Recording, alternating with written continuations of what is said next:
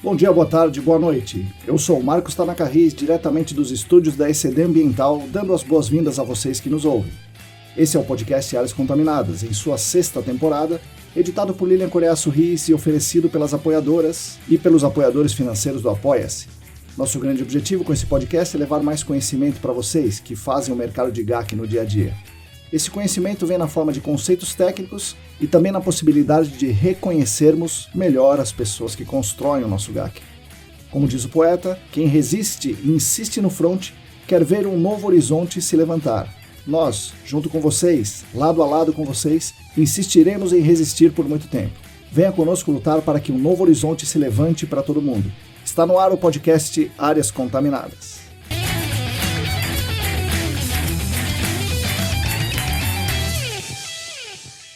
Olá, para todo mundo que está aí lavando a louça, esquentando a sopa, se preparando para aquele campo complicado, se recuperando da última conferência da ESAS, bom dia, boa tarde, boa noite. Eu sou Marcos Tanaka Riz e esse é o episódio número 238 do podcast Áreas Contaminadas, que já está em sua 6ª temporada. Pois é, estamos na 6ª temporada e ainda estamos aqui, felizes, tentando ser relevantes e colaborar com o mercado do GAC, trazendo material aqui todas as semanas para vocês, no podcast, também no Telegram, na newsletter, no Instagram, no screening de notícias. Nesses canais tentamos misturar material técnico com conceitos, referências, normas, artigos. Também tentamos ser um espaço para discussão e reflexão, como é o caso desse episódio de hoje, e também ser um espaço para nos conhecermos melhor, trazendo aqui para conversar com a gente pessoas que realmente fazem o GAC acontecer. O episódio de hoje será mais um daqueles um pouco mais curtos, direto ao ponto, onde eu falarei minhas opiniões sobre assunto específico. Acho que esses episódios são muito interessantes, positivos, porque trazem assuntos para vocês que nem todo mundo tem acesso, porque não pode estar no centro das discussões técnicas, no Senac, na BNT e tal. E os episódios são especialmente pensados para vocês, trabalhadores e trabalhadoras do GAC, que não conseguem, por conta das demandas incessantes, se manter atualizado aí de tudo que acontece. Então eu tento minimizar essa perda para vocês aí fazendo esse tipo de episódio aqui e espero que vocês gostem. O podcast editado por Lilian Coreaço Riz é oferecido pelas queridas colaboradoras e pelos queridos colaboradores financeiros do Apoia-se. O apoio financeiro nessa campanha do Apoia-se nos ajuda muito, primeiro, obviamente pela questão financeira, mas principalmente porque é uma bela demonstração de carinho e consideração com a gente. Essas pessoas nos ajudam a manter os conteúdos gratuitos, disponíveis, acessíveis, e com isso dão os recados que reconhecem a relevância desse canal e implicitamente nos dizem para continuarmos. Então, em nome de toda a família ECD, muito obrigado a vocês. Com certeza continuaremos sim, caminhando lado a lado com vocês por um bom tempo. Quem também quiser e quem também puder, se junte ao nosso grupo de atualmente 44 apoiadores e apoiadoras e contribua financeiramente conosco. É simples, basta entrar no site apoia.se/ecdambiental, tem tudo muito bem explicadinho por lá. Agradeço muito às atuais 44 pessoas que nos apoiam, cujos nomes estão na descrição do episódio. O podcast Áreas Contaminadas conta também com 4 empresas patrocinadoras, que são muito importantes, muito reconhecidas e renomadas no mercado, que querem unir as suas poderosas marcas ao nosso trabalho. Isso é uma coisa bastante importante para a gente. O patrocínio master é da Clean Environment Brasil, que comercializa produtos e tecnologias para investigação e para remediação de áreas contaminadas. Acesse o site da Clean em www.clean.com.br. Os patrocinadores ouro são o Laboratório Consulting, a Vapor Solutions e a Columbia Technologies. Agradecemos demais a essas 4 empresas, que nos ajudam muito financeiramente e também nos dizem continuem.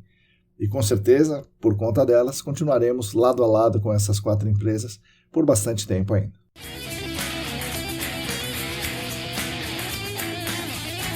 Bom, pessoal, todo mundo que atua no GAC do Brasil com certeza sabe que tivemos nos dias 5, 6 e 7 de agosto, ou seja, na semana passada, a 3ª Conferência ESAS sobre GAC. Certamente o maior evento do nosso mercado, superando até as conferências anteriores que nós tivemos, a primeira conferência, a segunda conferência. Tendo em vista que a segunda conferência foi em 2022, portanto, há 3 anos a gente podia esperar um certo crescimento, mas o que eu vi superou bastante o que eu imaginava. Enfim, esse evento grandioso merece uma série especial aqui nos nossos canais e vamos tentar fazer isso. Esse é o primeiro episódio dessa série e nele eu vou falar das minhas impressões sobre o evento, da minha visão particular e tentar trazer um pouco do que nós vimos lá, especialmente para as pessoas que não puderam estar lá, mas também para quem foi e viu outras coisas diferentes de mim, não conseguiu acompanhar o que eu acompanhei, né? Teremos também outros episódios onde eu espero trazer outras visões, outros detalhes, outras percepções, enfim, espero que vocês gostem da série. Como sempre, é bom ressaltar que eu não sou dono da verdade, não sou onipresente, Eu vou tentar ao máximo contar aqui o que eu vi, espero que vocês gostem. Eu adoraria então receber mensagem de vocês dizendo algum detalhe que eu deixei de fora, ou mesmo as impressões de vocês sobre o evento, o que vocês gostaram, o que vocês acham que pode melhorar para as próximas edições. Espero que vocês gostem desse episódio tanto quanto gostaram da conferência. Então vamos ao episódio.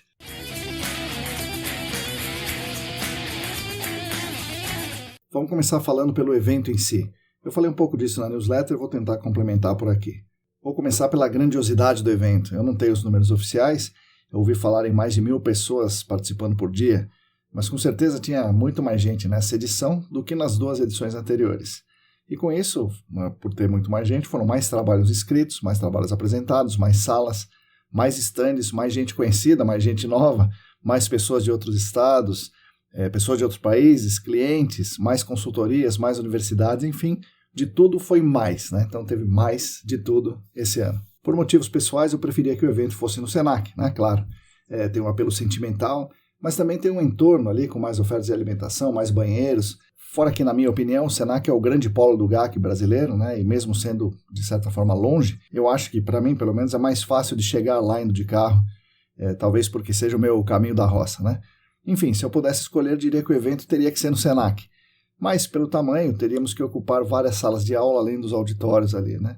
Mesmo com essa dificuldade de ocupar várias salas, né, penso que valeria a pena fazer lá. Mas ressalto que eu não entendo quase nada de organização de eventos, nem sei se é possível mais, né, com essa grandiosidade do evento, voltar para o Senac numa futura conferência, mas é só aquele sentimento nostálgico, talvez. Bom, fora essa questão sentimental, de modo geral, acho que a escolha pelo Parque do Ibirapuera foi uma coisa muito boa. O espaço global, né, o espaço do parque era muito maior, é claro, né, o espaço do evento foi muito maior também. O evento, então, ficou num lugar só, ficou mais integrado, em um único ambiente, né? Além disso, o Parque do Ibirapuera é um local muito bonito, todo mundo vai concordar aqui, né? As salas, para quem não foi, né, as salas ficavam praticamente no mesmo espaço, que também era o espaço de convivência, então era tudo junto ali. As salas A e B estavam num piso inferior, uma certa separação entre essas 2 salas, e as salas C, D e E ficavam num segundo piso. Essas 3 salas aí estavam praticamente sem separação entre elas. Nenhuma das salas era fechada, né? Tinha uma tela em cada uma dessas, entre aspas, salas, né? Tinha uma tela, um palco e as cadeiras colocadas próximas ao palco ali para o público, as cadeiras lá em cima, né, para quem estava apresentando. E por conta disso, seria impossível ter as apresentações de maneira convencional, com microfone, som ambiente e tal. E aí veio uma primeira grande novidade dessa edição, que eu tinha visto uma vez num evento, né, num outro evento de outra área, era obrigatório o uso de fones, para você selecionar qual das salas você queria ouvir. O que de um lado é bom, pois te dá mais mobilidade, né, e possibilidade de mudar de uma apresentação para outra com muita facilidade, basta mudar o canal que está no seu fone. E por outro fica um pouco estranho, né, especialmente para quem está apresentando, né, usar o fone, além de ser um pouco incômodo, né, usar o fone é um negócio meio incômodo. Mas o saldo dessa questão eu considero positivo, na minha opinião, pois era mais fácil mudar de sala, especialmente entre as salas C, D e E, né, bastava mudar o canal do fone, era muito fácil mesmo fazer essa mudança, né? Você ficava sentado no lugar e ia mudando o canal conforme a sua conveniência, você não precisava se levantar de onde você estava, entrar numa outra sala e tudo mais. Também era mais fácil saber quem estava em determinada sala, quem estava apresentando, quem estava assistindo, né? Você conseguia ver as pessoas mais facilmente. Enfim, havia uma grande, né, bem maior integração por conta de ser um único ambiente. Mas é claro, havia também muita chance de se dispersar com tanta coisa legal, tanta palestra boa e tanta gente para conversar. Para o apresentador, fazer dessa forma é um pouco estranho. Usar o fone na plateia incomodava um pouquinho, no terceiro dia isso aí já estava perturbando realmente, né? Mas eu penso que é positivo, tá? O saldo dessa questão é positivo. Se fosse no Senac, teria o lado negativo, né? As salas fisicamente separadas, teria que ter muita andança para lá e para cá e um certo isolamento entre os temas, entre as pessoas. E ali no Ibirapuera ficou todo mundo mais ou menos junto, o que é legal. A qualidade das palestras foi realmente muito alta, e posso garantir pelas que eu consegui assistir, e vou comentar logo mais. E também essa questão, né, da qualidade das palestras foi uma espécie de consenso entre as pessoas que eu conversei. Acho que essa é a principal premissa da conferência e foi seguida bem à risca. O pessoal fala que tem que ter esse intervalo de 3 anos entre os eventos, por conta de não aparecer muita novidade em 1 ano ou em 2 anos, mas eu penso que a novidade em si não é a grande questão, porque muitas coisas, muitos conceitos nós já conhecemos, né? As diferentes aplicações desses conceitos, que nós já sabemos, ou outros que a gente não sabe, mas Considerando os que a gente já sabe, as diferentes aplicações desses conceitos, aliadas às novidades, ainda que incrementais, né, do meio, daquele site específico, fazem com que o evento seja bastante desejado. A gente quer ver o que está acontecendo, como é que as pessoas desenrolaram alguns nós aí nas investigações e remediações.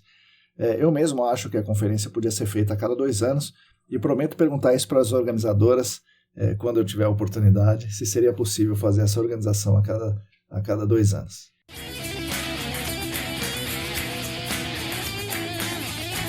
Acho que falando da estrutura, o que podia ser melhorado seriam talvez os banheiros. Achei que eram poucos banheiros.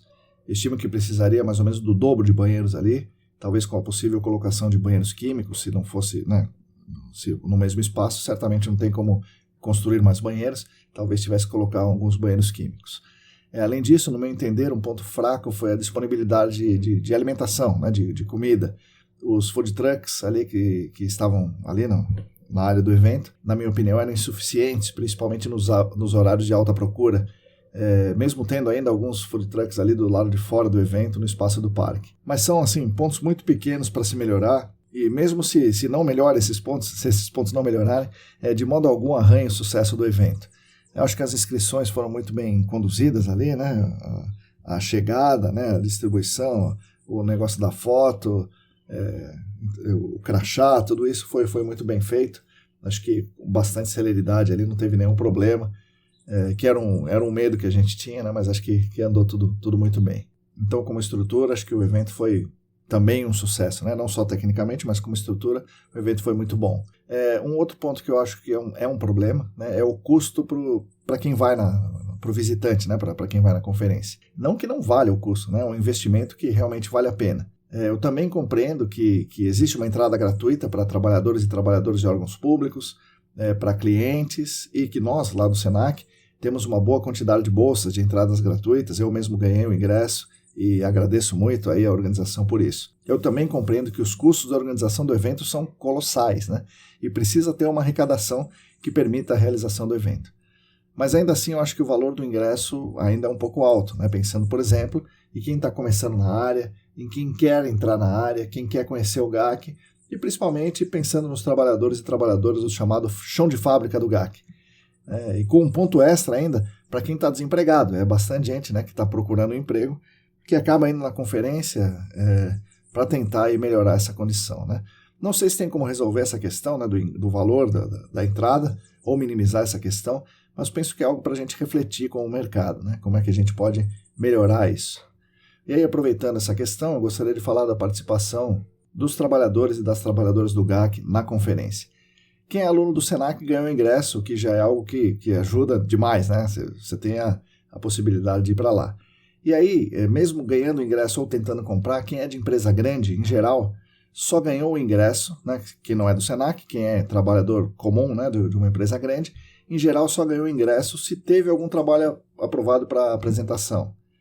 Caso contrário, não ganhou o ingresso. Quem é de empresa média ou pequena, aí teve alguma variação. Algumas empresas levaram todo mundo que podia, até para fazer essas pessoas aí do chão de fábrica, né, se desenvolver tecnicamente e participar do grande evento do GAC.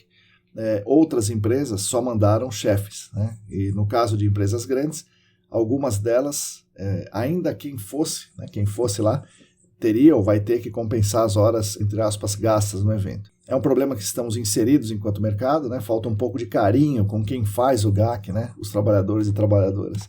É difícil conseguir um ingresso.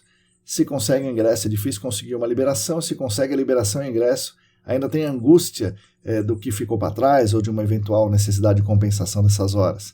Isso está no bojo do que falamos. Isso não tem nada a ver com a organização da conferência, lógico, né? Tem a ver com a estrutura do mercado do GAC e está dentro daquele bojo que falamos em episódios recentes de grande pressão sobre quem trabalha no nosso mercado, da analicização, da precarização, etc.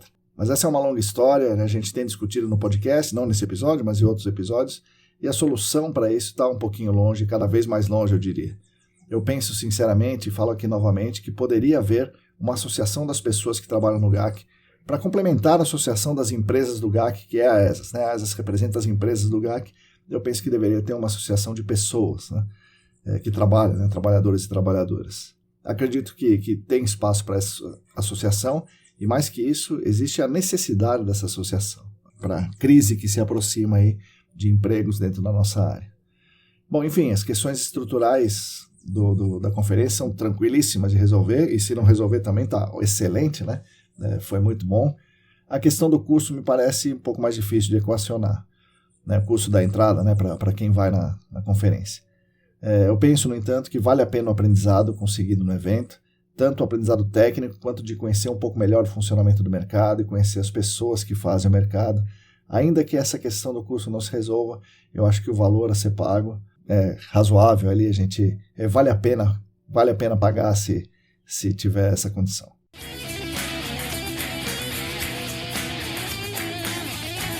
Os stands estavam muito interessantes, né? Foram um caso à parte. Eles tinham várias atrações, as empresas conseguiram ter ideias muito boas para atrair a atenção dos visitantes. Foi um negócio muito legal mesmo. Eu já adianto que eu não visitei todos os stands, infelizmente, e por isso não tenho como falar de muitas coisas que aconteceram lá. Dos stands que eu vi, achei a melhor jogada, assim, uma sacada, a sacola da Vapor Solutions, uma sacola dourada, bastante chamativa, que com certeza atraía a atenção das pessoas e se diferenciava lá naquele meio da conferência. Era tipo um outdoor ambulante muito legal. Como eu falei, certamente tinha muitas coisas legais nos stands, mas eu não vi, né? Eu posso dizer que achei muito legal o stand da Sunny Fox, com as amostras de rocha e o aquário, né, que estava lá com a contaminação, né? Bastante didático e que chamava atenção. Espero que tenha ajudado as pessoas a entender melhor o meio subterrâneo. Achei bacana o stand da Evonik, né? Eu brinco com o Otávio, que eu não sei bem como fala isso, e com as conversas sempre muito interessantes com o Otávio e com o Afonso. Tive uma fala muito rápida, né, com o Eliezer, com o Paulo Negrão e com o Neymar da Clean. Eu conversei também com uma pessoa muito bacana, não tinha o stand lá, o Jim, da Columbia Technologies. Tivemos uma conversa bastante interessante ali. Ele não tinha um stand, mas a gente estava conversando bem próximos aos stands ali. Então, são stands bacanas que eu vi, e quem viu outros aí, quem conheceu outros, pode me falar depois, tá? Bom, eu vi 3 novidades em 3 stands que eu achei bastante interessantes. No stand da Sauber, né, o Dirceu, a Dinda me chamaram lá para me mostrar umas coisas legais, né, a Samara, que é a caixa controladora integrada com o medidor de nível d'água, e a bomba peristáltica também integrada ao medidor de nível d'água, e tanto a controladora quanto a peristáltica, né, uma das duas, por ser integrada ao medidor, ele liga ou desliga o equipamento de acordo com o ajuste do nível d'água. Então, isso é uma ideia bastante interessante aí da Sauber.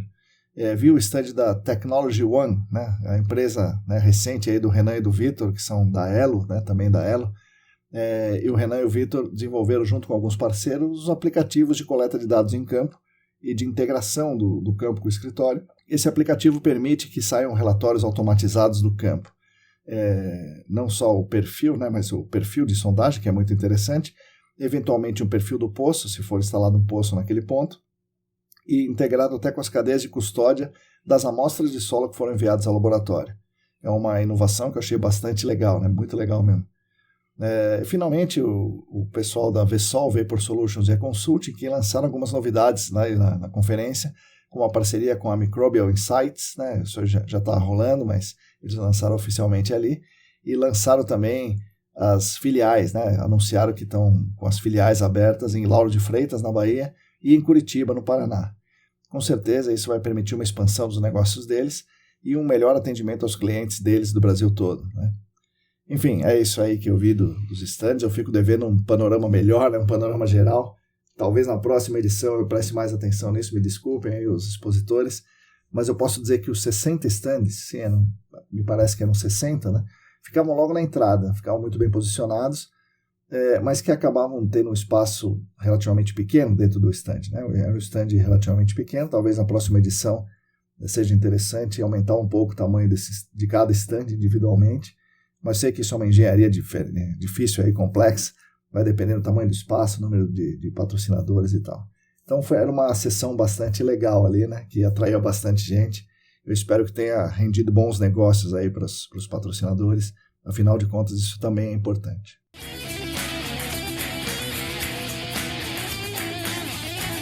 Sobre a parte técnica, né, eu assisti algumas apresentações excelentes, eu vou falar delas um pouco à frente. Me disseram, falaram de outras, né, que eu não assisti, que também foram excelentes, com muita coisa nova, muitas tendências para o futuro mostradas, discutidas. O que dá para destacar das conversas que eu tive com as pessoas foram que os PFAS, né, os PFAS começam a entrar mais firme aqui no mercado brasileiro, estão muito próximos de aparecerem nos valores orientadores, o que na prática seria o início de uma obrigatoriedade na investigação dos PFAS, né, nas áreas contaminadas. Também um olhar mais cuidadoso para outros contaminantes emergentes, como os microplásticos, né, vi bastante coisa de microplástico. Não senti a mesma intensidade de olhar com os agrotóxicos, mas com os microplásticos sim. Vi também, soube de uma aproximação maior de outros órgãos, como o da saúde pública, defesa civil. Vi um grande, importante e merecido crescimento do protagonismo de outros órgãos ambientais de fora de São Paulo, uma participação bastante intensa, e é isso aí, um reconhecimento mesmo do trabalho deles. Vi um mercado emergente muito grande, que são os passivos em áreas de mineração, né? Esses passivos ambientais em áreas de mineração exigem um olhar diferente, mas que nós do GAC podemos e devemos contribuir muito, e essa é uma expectativa do mercado. Soube de um aumento no entendimento e consenso sobre o risco ecológico, né? Então estamos nos aproximando de um consenso sobre a necessidade de avaliar o risco ecológico. Soube de polêmicas sobre o TPH, com uma corrente bastante forte no sentido de não fazer, né?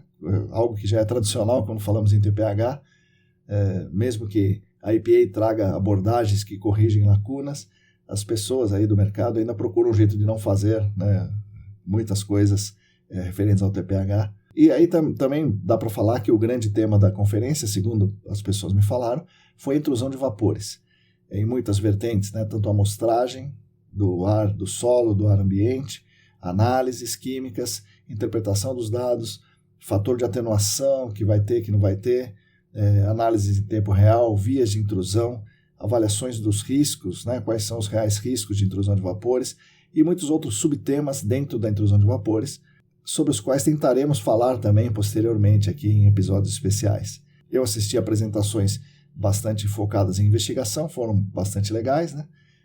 Mas eu não senti uma grande discussão sobre a abordagem de investigação, né? Então o tema investigação foi meio disperso e acredito que não surgiu muito debate sobre isso, né? Mas foram tecnicamente apresentações bem interessantes. Então, tecnicamente, foi uma conferência muito, muito boa, né? Eu diria que se aproxima do sensacional, né? Uma conferência sensacional, pelo menos na parte técnica.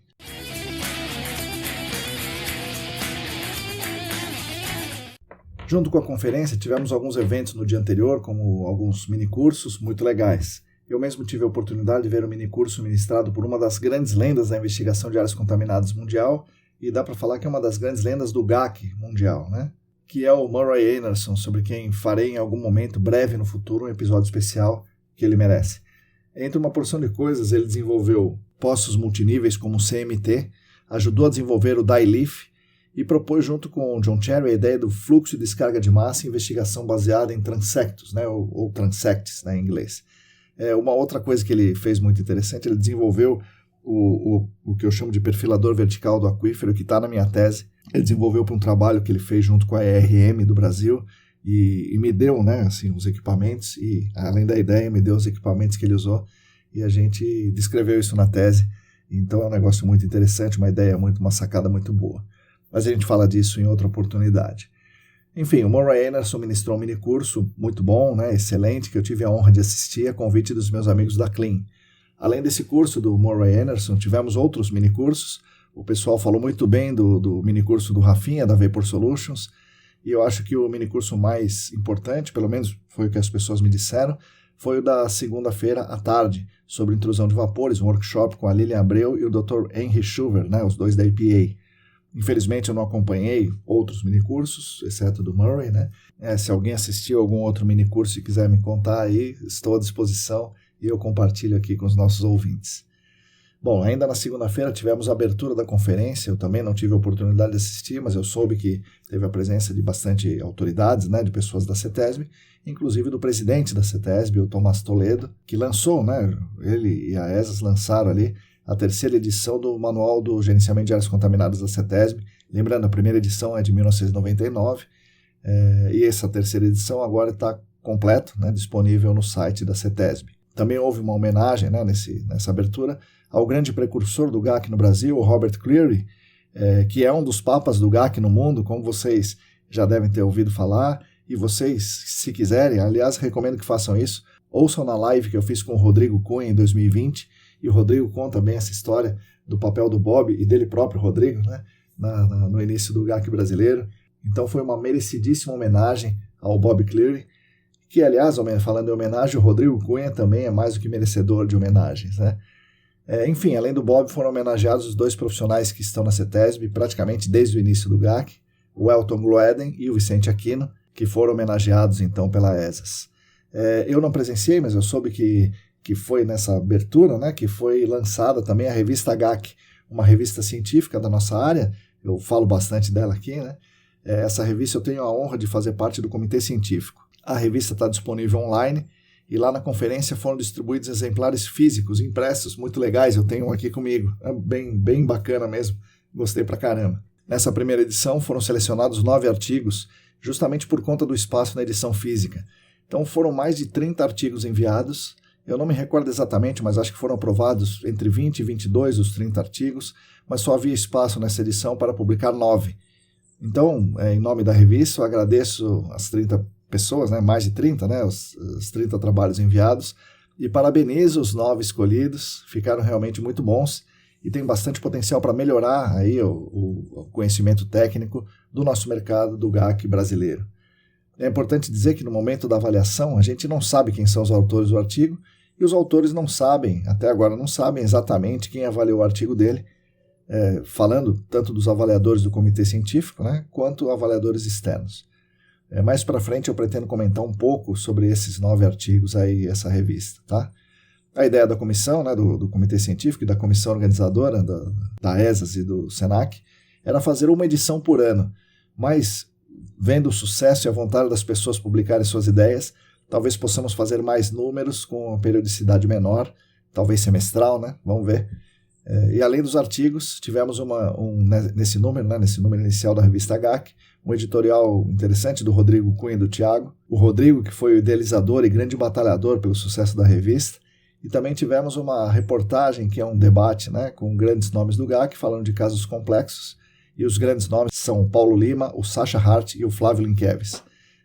Então, eles dão um belo panorama sobre o gerenciamento de sites complexos. Eu acho que essa revista é um marco, né, um grande marco no GAC brasileiro.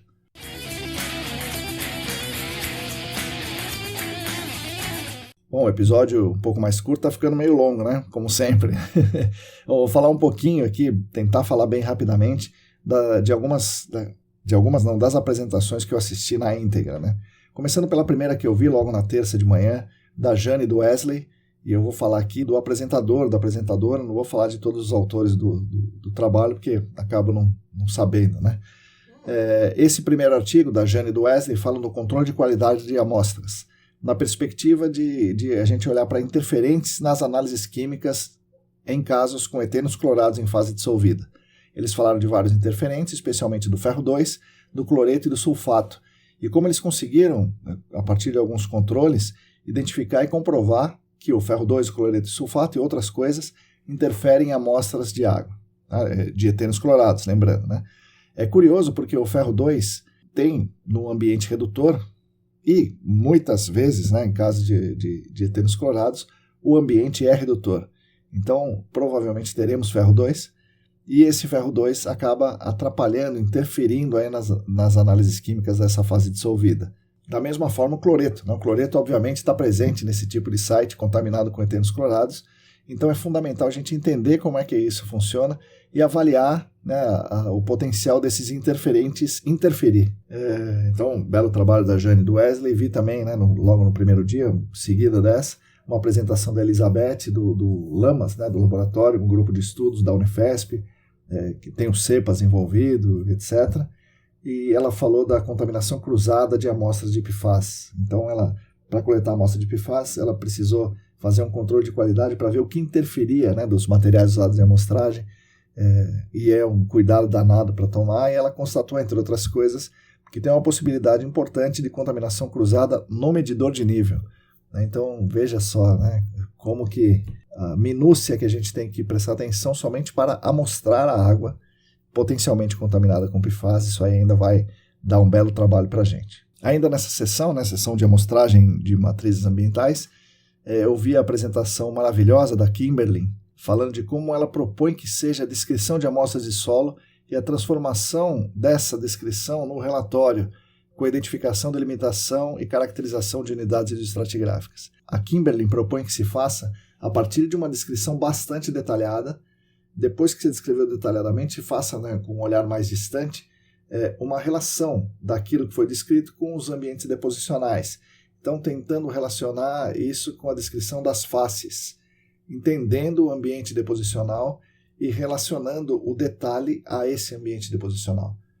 Então, isso é uma perspectiva bastante interessante de fazer, né? E somente quem entende de ambiente deposicional, então, em tese, é o geólogo, mas quem não for geólogo, como nós, engenheiros ambientais, a gente tem que tentar estudar bastante essa questão de ambientes deposicionais para poder fazer essa relação que a Kimberly está propondo.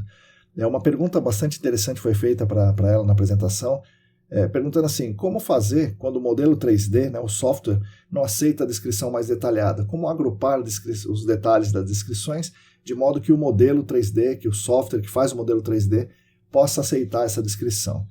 E a Kimberly respondeu muito bem ali, mas eu responderia um pouco diferente dela. Eu diria que a gente precisa não mudar a descrição, mas mudar o software, pois os dados não podem, né, não tem como o dado se adaptar ao software. Nós não podemos adaptar o dado da natureza a uma interpretação só porque é mais fácil do modelo interpretar, né? Se o ambiente deposicional, se as amostras, se a litologia, se a natureza for complexa, eu penso que temos que ter um modelo, um software, um modelo que consiga representar essa complexidade. Não o ambiente ser simplificado a ponto de caber no software. Tá? Não sei o que vocês acham, vocês fiquem à vontade para mandar suas opiniões. Depois da Kimberly, eu vi uma excelente apresentação do Felipe Prenholato, eu já entrevistei ele aqui, e o Felipe tem o dom da fala, né? Ele realmente fala e apresenta muito bem. Isso é uma qualidade bastante interessante dele, né? Ele mostrou ali, apresentou para a gente um trabalho muito bacana usando o XRF. Ele pegou muitos dados do XRF como screening e comparou alguns desses dados com os pontos que foram enviados para as análises químicas. E aí, isso na história da empresa, né, que ele tem lá, a Raiscon, da qual ele é sócio, e foram cerca de 4.900 amostras com XRF e 175 análises químicas de metais no solo. E aí ele analisou, então, comparou 175 pares, né, onde ele tinha análise química e comparou com o ponto correspondente do XRF, identificou uma correlação razoável, né, exceto para zinco e cobre. Mas o melhor, né, e essa conclusão dele, é que ele percebeu que não houve falsos negativos no XRF, né, algo que é bastante importante, fundamental para o screening. Ainda que não tivesse correlação, não tem problema. O que não pode acontecer é falso negativo, e o Felipe constatou que não há falso negativo no screening com XRF. Depois da apresentação do Felipe Prenholato foi a minha, e depois da minha veio a apresentação do meu primo Edson Aracaki. O Edson é um cara genial, né? Ele tem a minha idade, quase a minha idade, ele é um pouquinho mais novo, né? Um ano mais novo. Ele fez a carreira inteira dele na indústria do petróleo e faz uns 8 anos que ele entrou no GAC. Ele está atualmente na Worley. Ele mostrou um trabalho fantástico desenvolvido por ele e pelo Newton Miyashiro da Ingesolos.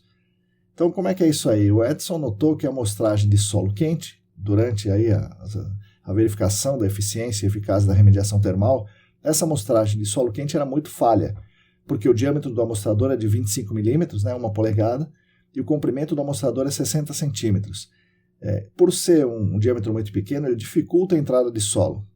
Além disso, se usa o amostrador single tube, e ainda o single tube com furo aberto, de modo que você crava os 60 centímetros, na hipótese melhor que entrou solo lá, você tira esse amostrador, e quando você vai recolocar o amostrador no furo, ou desmoronou o furo, ou você vai arrastar material de cima para baixo, né? Imagina fazer isso de 60 em 60 centímetros, né? É um negócio muito complicado, e a amostra praticamente não é nada representativa. Então, fazer a amostragem desse jeito não é representativa. Imagina que Essa amostragem é que vai determinar a eficiência e eficácia da remediação termal, né, que, lembrando aqui, custa milhões e milhões. Né? Algumas empresas usam single tube revestido por hollow usando uma portinhola. Então, quando você usa a portinhola com hollow, você tem um distúrbio abaixo da portinhola. Mesmo que não tenha portinhola, né, revestir por hollow, você causa um distúrbio abaixo do hollow, mas em geral é a portinhola, o que é ainda pior. Como, né, por exemplo, ou a portinhola não abre ou não fecha, né? Mas ainda que dê tudo certo, você, para fazer a portinhola abrir e fechar, você tem que levantar aí uns 30, 40, 50 centímetros as hollows. Pensando que o amostrador tem 60 centímetros, imagina que o amostrador vai coletar exatamente o distúrbio. Então, muitas vezes o amostrador não vem com a amostra. Quando ele vem com a amostra, é uma amostra pouco representativa. Na melhor hipótese, o amostrador tem a amostra é representativa, ainda assim, dentro desse amostrador de 60 centímetros, há uma divisão em 3 partes. Uma dessas partes, você vai resfriar essas 3 partes, né? Uma dessas 3 partes é enviada para o laboratório. Outra parte é usada para descrição, né? Tátil visual. E a terceira é medida com PID após o resfriamento. Então, não tem muito sentido isso, pois pressupõe que os 60 centímetros são homogêneos. E tem gente ainda que coleta 60 centímetros a cada 1,5 metro. Né? Aí é nada representativo mesmo. Né? Enfim, percebendo todas essas incertezas, o Edson e o Newton propuseram usar o piston sampler, não o single tube. O piston sampler é muito melhor para a coleta de amostras representativas. Mas aí como coletar o solo quente? Né? Ele derreteria o liner. Né? Então eles desenvolveram um liner de metal. Eu não sei qual é o metal, precisamos perguntar para o pessoal da EG Solos. E aí o liner dentro do piston sampler, crava o piston sampler fechado, daí abre na profundidade que você quer e coleta, né? Crava e coleta a profundidade representativa. E você tem esse liner de metal dentro do amostrador. Você tira o liner de metal, resfria ele e corta em campo, longitudinalmente, com uma ferramenta adequada. E aí todo o trabalho normal é feito, né? Avaliação com PID, descrição, envio de amostra para o laboratório. Então é um negócio muito mais representativo.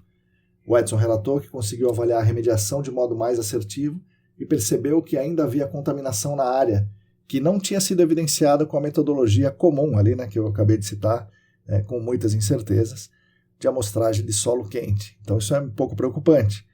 A avaliação da eficiência e eficácia de uma remediação termal é com amostragem de solo pouco representativa, e o Edson e o Newton deram uma ideia aí interessante para a gente melhorar essa representatividade das amostras de solo pós-remediação termal.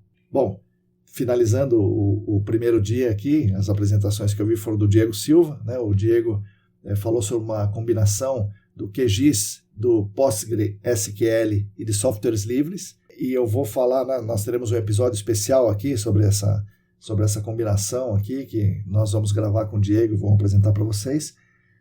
Então não vou me deter muito nessa apresentação do Diego agora. Vi também a apresentação maravilhosa da Tamara, né, a Tamara Dias, da Arcades, que falou de uma avaliação preliminar muito boa, né, com mais de uma semana de vistoria, análise de mais de 1.000 documentos, de um caso grandioso que não tinha sido feito preliminar, assim, sei lá, 20, 30 anos de estudos ambientais, não tinha sido feita uma boa preliminar, e ela propôs, né, isso aí, foi feita. E a Tamara, na apresentação, mostrou o ROI, né, o Return on Investigation, que é aquela brincadeira do Sutton Sutterson para Return on Investment. Né? Então, ela mostrou o ROI da preliminar, que é algo diferente e bastante interessante. Então, isso aí vai ficar na manga aí para a gente falar por muito tempo ainda.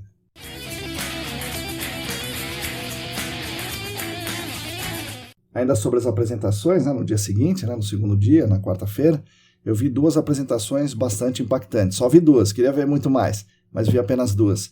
Uma do Marcos Baessa é do CEMPES, né, que é o Centro de Pesquisa da Petrobras, e é parte do doutorado dele, que ele fez lá com o Lebac, né, da Unesp de Rio Claro, o grupo do Chang, o Marco Ped, Elias Teramoto e tal. E o Baessa mostrou uma correlação muito boa entre o VOST e amostras de solo, com análises químicas de TPH em uma área impactada por El Nepo. E como ele mostrou a correlação, ele pode estimar muito melhor a massa e o volume do El Nepo, né? Pode fazer isso em altíssima resolução. Porque imagina o seguinte, se a gente usa apenas as amostras de solo, né? Imagina que você colete faça uma sondagem e colete várias amostras de solo para mandar para o laboratório. Ainda que você colete várias amostras de solo, vai ter um buraco entre uma amostra que você mandou e a outra. E aí você vai ter um valor e outro valor. E quais são os valores intermediários aqui da concentração de TPH, né, que está medindo a massa de Al-Nepal, entre uma amostra e outra, né? Nós não temos esses dados e a gente precisa interpolar de alguma forma essa massa que está, entre aspas, oculta entre um ponto e outro, entre uma amostra e outra. E aí, se ele faz o ensaio VOST, nós temos dados a cada 2 centímetros. E se a correlação entre o sinal do VOST e a amostra que foi para o laboratório, esses dados do VOST podem, aí, de acordo com o Baessa, né, no doutorado e na apresentação dele, se correlacionar.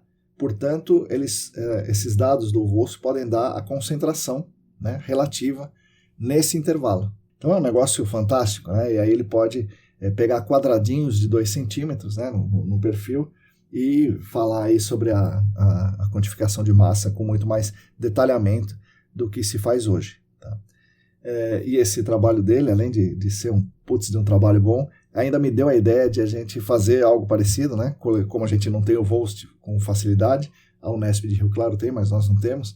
Ele me deu a ideia de fazer o mesmo, só que comparando amostras de solo e análises do ultravioleta na caixa, com algum aplicativo de reconhecimento de imagem, né, que se alguém tiver essa ideia, se alguém tiver essa noção de que aplicativo pode usar e tal, de reconhecer a imagem que a gente tira na caixa com as análises químicas e tentar estabelecer essa correlação. É uma ideia interessante. Eu já deixo aqui a ideia também aberta para quem tiver vontade de fazer essa pesquisa e publicar por aí. Pretendo fazer um episódio também, mais um episódio sobre isso mais à frente. Também na quarta assisti a minha última apresentação da conferência, uma apresentação fantástica e maravilhosa da Cristina Maluf e do Adam Cataldo, eles falando de uma investigação aí que é uma investigação realmente de livro. Eles fizeram primeiro uma preliminar muito boa, né? Aí eles começaram a investigação direta com 5 sondagens exploratórias, sondagens fora da fonte, para identificar, delimitar e caracterizar as unidades estratigráficas. Mas não é só fazer a sondagem. Nessas sondagens, eles fizeram mais de 60 análises granulométricas, 50 análises de carbono orgânico, coletaram 10 amostras indeformadas com Shelby para determinar várias coisas, né, densidade, porosidade total, efetiva, e determinaram o K vertical, né, que seria fundamental depois na elaboração do modelo conceitual. Então, determinaram a condutividade hidráulica vertical. Além disso, fizeram 8 ensaios de infiltração nas zonas de fluxo para a determinação do K, né, da condutividade hidráulica horizontal. Depois dessas sondagens fora da fonte, fizeram 52 ensaios MIP para identificar as fontes secundárias. E onde o MIP apontou que existia fontes secundárias, fizeram amostragem de solo de perfil completo. Então fizeram muitas amostragens de solo de perfil completo, mandaram mais de 500 amostras para análise química de solo. Tá? Mas 500 amostras de solo para análise química, imagina isso. Para ter realmente aí a massa que está retida no solo. Né? Então o MIP indicou onde estava e as amostragens de solo quantificaram a massa. Bom, feito tudo isso, eles viram que a pluma poderia descarregar, né, no receptor e instalaram 52 poços de seção filtrante curta em transects, né, num grande transect ali, para avaliar o fluxo e a descarga de massa. E identificaram que existem alguns pontos desse transect que tem uma descarga de massa mais significativa que os demais e, portanto, a intervenção devia ser priorizada nesses pontos onde há maior descarga de massa. Então, é uma investigação realmente de livro. Quem quer saber como fazer uma investigação para valer, então precisa ver essa apresentação da Cris e do Adam, recomendo a todos. Bom, é isso. Infelizmente, foram só essas as apresentações que eu assisti. No terceiro dia eu não consegui assistir nenhuma apresentação. Gostaria de ter assistido, mas não pude, porque além da gente aprender, né, na conferência, a gente vai lá também para aprender na conversa com os amigos, e o terceiro dia foi dedicado praticamente só às conversas. Bom, as apresentações que eu assisti foram todas excelentes, como vocês puderam ouvir aqui. Eu queria que vocês me contassem aí o que vocês viram, o que vocês assistiram, o que vocês acharam.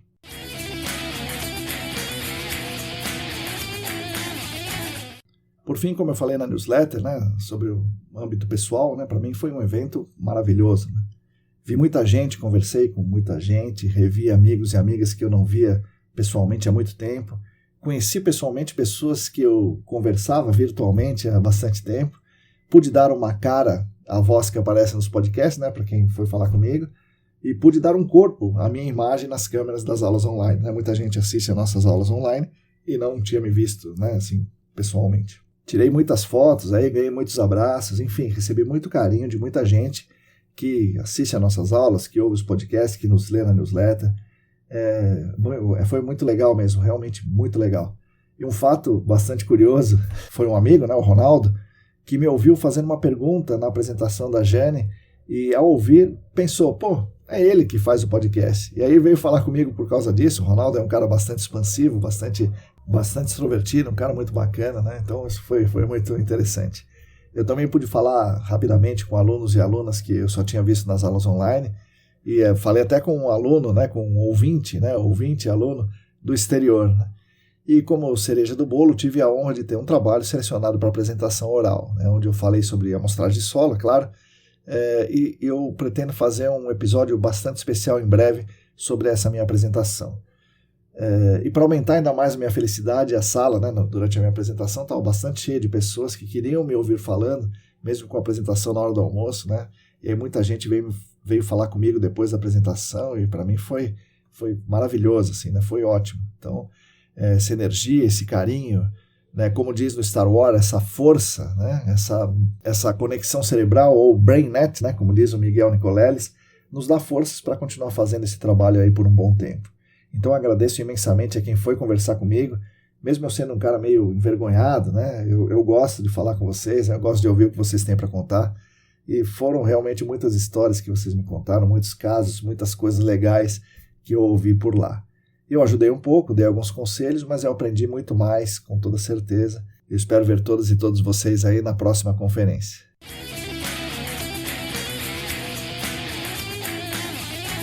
Bom, faremos uma série especial sobre a conferência nas próximas semanas. Já gravei um episódio, pretendo fazer mais alguns e eu vou avisando vocês. Uma dessas entrevistas será com as organizadoras do evento, e aí vamos tentar saber quando será a próxima. Espero que seja breve. Enfim, esse foi, né, na minha visão, o resumo da terceira conferência ESAS. Espero que tenham gostado do episódio, tenham podido aí sentir um pouco o clima ali da conferência.